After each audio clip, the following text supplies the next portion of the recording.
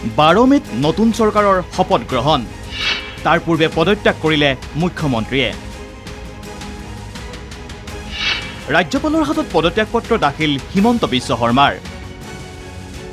সদ্যসমাপ্ত বিধানসভা নিৰ্বাচনৰ ফলাফল ঘোষণাৰ পাছতেই বিধি অনুসৰি আনুষ্ঠানিকভাৱে মুখ্যমন্ত্ৰীৰ পদ ত্যাগ কৰিলে হিমন্ত বিশ্ব শৰ্মাই বুধবাৰে দুপৰীয়া খাৰঘুলিস্থিত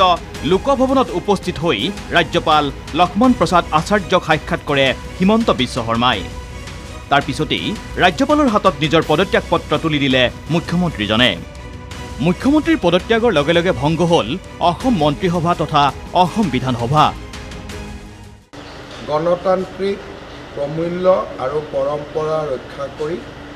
নিৰ্বাচনী আয়োগৰ অধিসূচনা ওলোৱাৰ ঠিক পিছতেই মই অসমৰ মুখ্যমন্ত্ৰী হিচাপে মোৰ পদত্যাগ পত্ৰ অসমৰ ৰাজ্যপাল মহোদয়ৰ হাতত অৰ্পণ কৰোঁ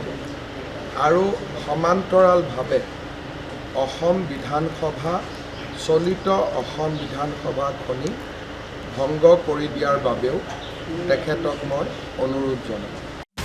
ইতিমধ্যে নিৰংকুশ সংখ্যাগৰিষ্ঠতাৰে পৰৱৰ্তী চৰকাৰ গঠনৰ বাবে সাজু হৈছে বিজেপি মিত্ৰজোঁট 9 মেত গুৱাহাটীত উপস্থিত হ'ব পৰ্যবেক্ষক জে.পি. নাড্ডা আৰু নায়াব সিং চাইনি সেইদিনাই এনডিএৰ সকলো বিধায়কক গুৱাহাটীত উপস্থিত হোৱাৰ নিৰ্দেশ 10 মেত অনুষ্ঠিত হ'ব বিজেপিৰ বিধায়িনী দল আৰু এনডিএৰ বৈঠক 10 মেত লোকভৱনত গৈ চৰকাৰ গঠনৰ প্ৰস্তাৱ ৰাজ্যপালক দাখিল কৰিব এনডিএ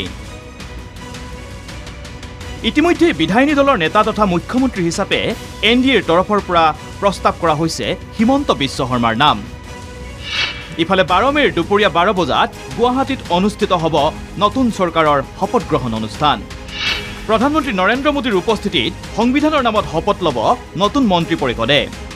মন কৰিবলগীয়া যে বুধবাৰে মুখ্যমন্ত্ৰীৰ পদত্যাগৰ সময়তে নতুন মন্ত্ৰীসভাৰ শপত গ্ৰহণ নোহোৱালৈকে বৰ্তমানৰ মন্ত্ৰীসভাকে কেয়াৰটেকাৰ হিচাপে কাম কৰি যাবলৈ নিৰ্দেশ দিয়ে ৰাজ্যপাল লক্ষ্মণ প্ৰসাদ আচাৰ্যই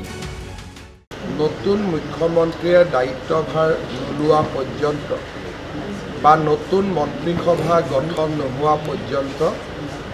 বৰ্তমানৰ মন্ত্ৰীসভাখনক কেয়াৰটেকাৰ চৰকাৰ হিচাপে কাম কৰি যাবলৈ নিৰ্দেশ দিয়ে মই ভাবোঁ যে খুব সোনকালে নতুন চৰকাৰ গঠন হ'ব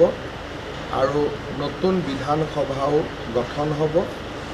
মাজৰ এই সময়ছোৱা ট্ৰেনজিশ্যনেল যিটো আমি ক'ম যে ট্ৰেনজিশ্যনৰ যিটো সময় সেই সময়ছোৱাত আমি